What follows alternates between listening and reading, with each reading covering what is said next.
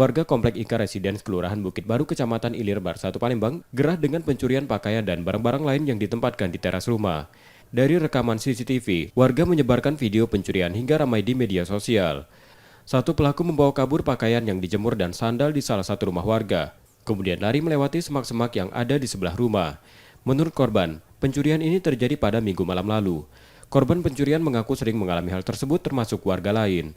Tak hanya pakaian yang jadi sasaran pencurian, sejumlah barang lain seperti sepatu dan pot bunga. Warga menengarai pelaku pencurian merupakan orang yang sama. Kejadian itu malam, sekitar jam 12.44 malam.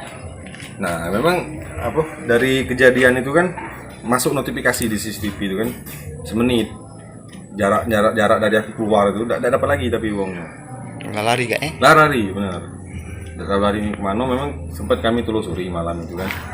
Memang ke arah semak-semak di sini nih, aduh memang bekas larian yang ke arah sana. Tidak tahu lagi kemana.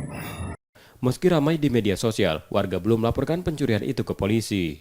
Rizky Oktora, Muklas Diferensial, Kompas TV, Palembang, Sumatera Selatan.